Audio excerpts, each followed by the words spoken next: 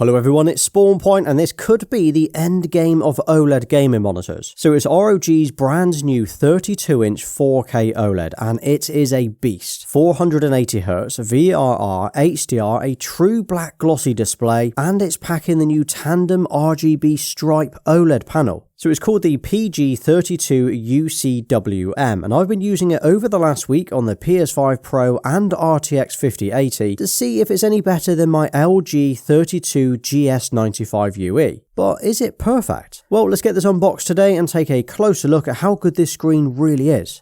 So inside the box we have a black pouch of accessories, the stand and the panel itself. Now something that I would always recommend doing is keeping the protective cover and the screen protector on until you attach the stand, because the last thing you want to do is peel it off too early and risk scratching anything. Then we have the stand, which like always comes in two parts and doesn't need any tools to get set up. There's the plastic arm which attaches to the back of the monitor like this, and the metal feet which simply clicks onto the arm and screws into place. And then if we put that to one side, inside the box we also get the usual ROG pouch which contains everything that we need. So inside here there is a DisplayPort 2.1 cable, an HDMI 2.1 cable, a USB-C cable, a USB-A to USB-B cable, and a power cable which does not need a power brick, something that I always prefer to see. There's also some stickers, a quick start guide, and a microfiber cloth for giving that screen a wipe down later. I also like the fact that the cables are no longer in individual plastic bags as well.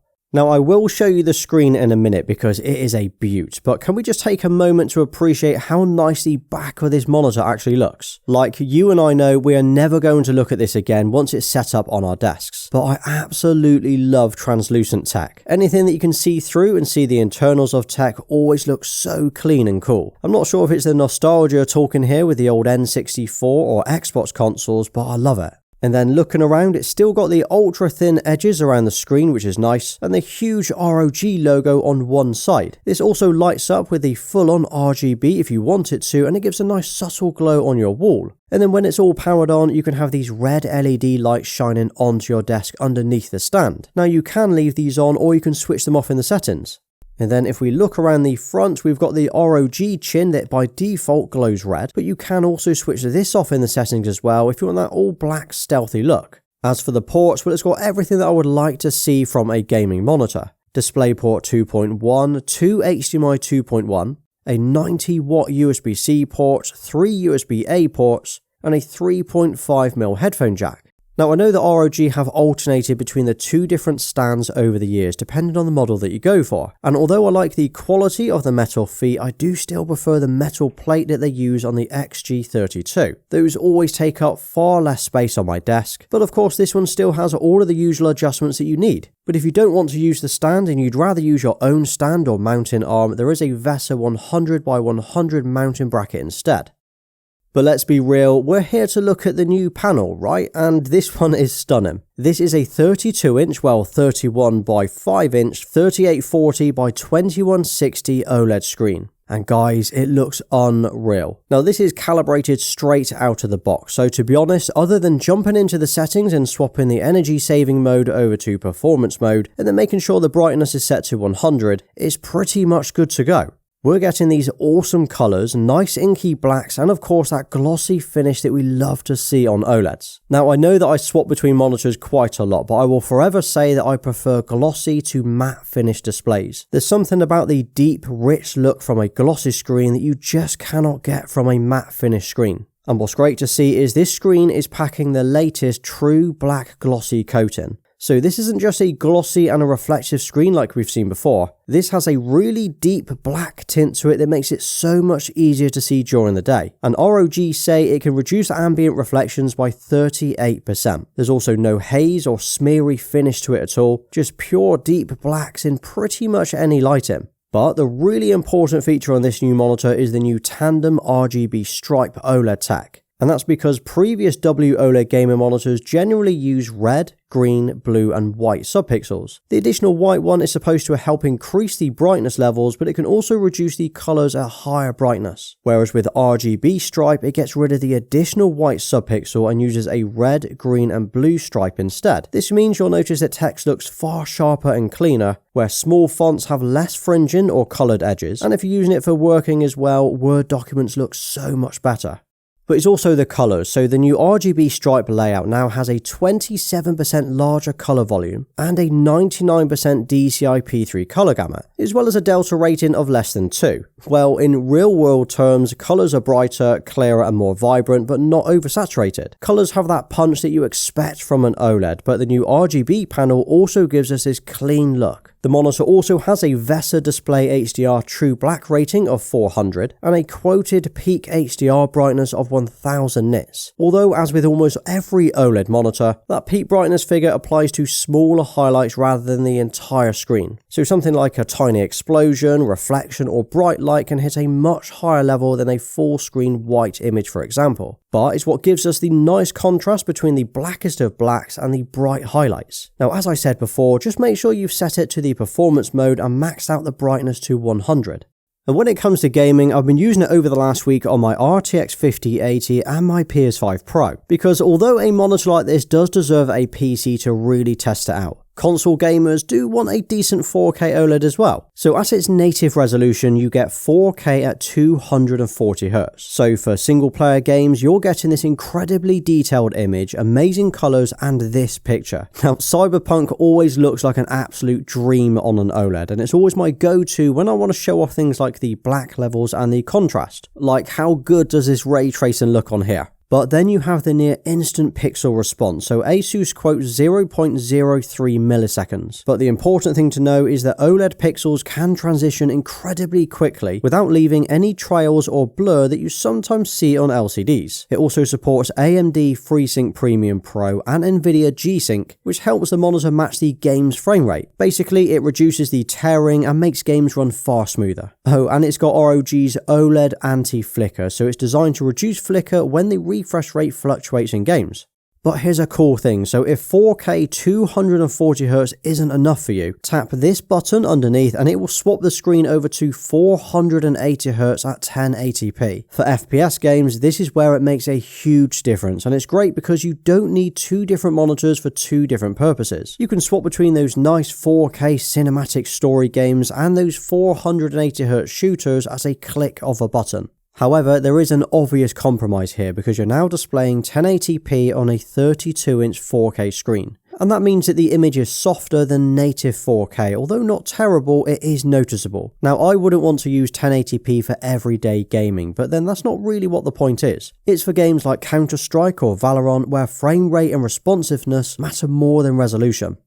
Now, even though a screen like this is technically overkill for console gaming at 240Hz, like you're not going to use the monitor's full PC refresh rate, you're still going to benefit from 4K resolution, that OLED response time, HDR and those perfect black levels. And don't forget, we're also getting those two HDMI 2.1 ports, and these support 4K 120Hz, VRR, HDR and ALLM. So on the PS5 or PS5 Pro, you're getting the maxed out specs that you need for that console with no limitations at all. Plus, it looks pretty impressive on the OLED.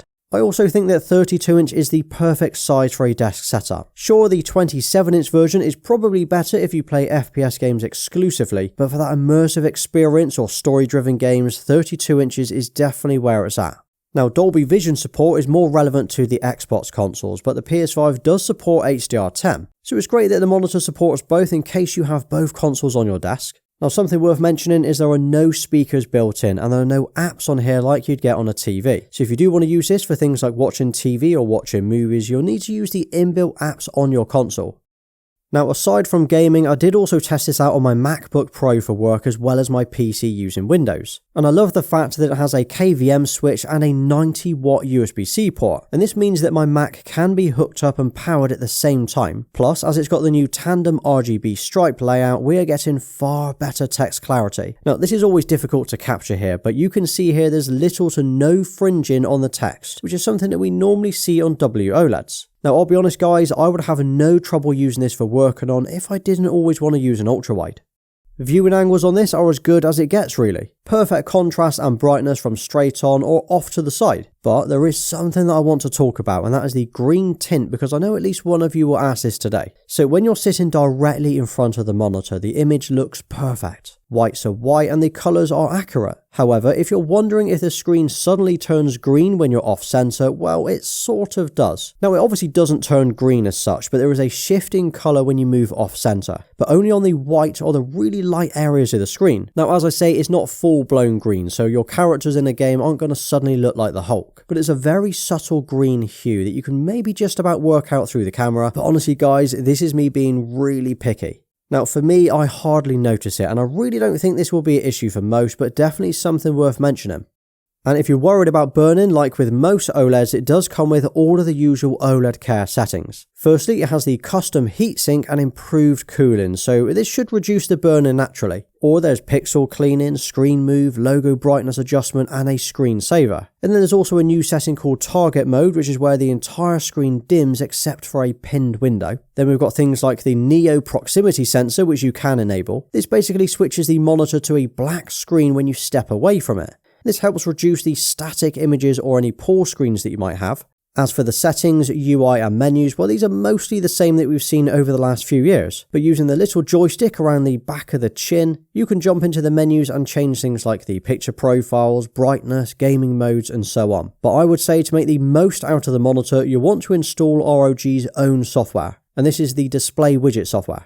You can then use this to do all of what we've just said before, even things like the RGB lights on the back of the screen, OLED care settings, and new features including the motion sensitivity and the auto away timers.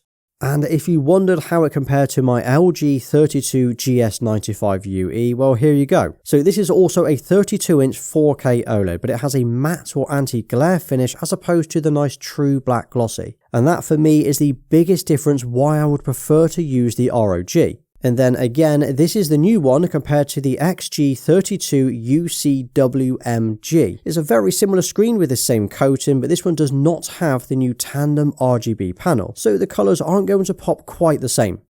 So price-wise, the 32-inch costs this, while the 27-inch costs this. So these are not cheap, but also not the most expensive monitors that we've seen recently. Is it worth the upgrade from something like the XG32UCWMG? Well, for me, it probably is. It's sharper and has better colours, but it is a lot more expensive. And then if you compare it to something like the LG 32GS95UE, this one is so much better. That true black glossy coating alone makes it a nicer looking screen. And for me, that's an easy choice. But if you already own one of the recent 32-inch 4K 480Hz screens, I'm not really convinced this is an essential upgrade. The improved text and colours are obviously welcomed, but the gaming side of it is basically the same. However, if you're wanting the latest OLED for work, gaming and PC and console gaming, the picture on this is unbelievable. So there you have it. Do you think this could be the ultimate end game of gaming monitors? Perfect for PC and console gaming? Well, now drop a lovely OLED in the comments and I'll give you a thumbs up for staying right till the end. And if you did enjoy today's video, check out this video next.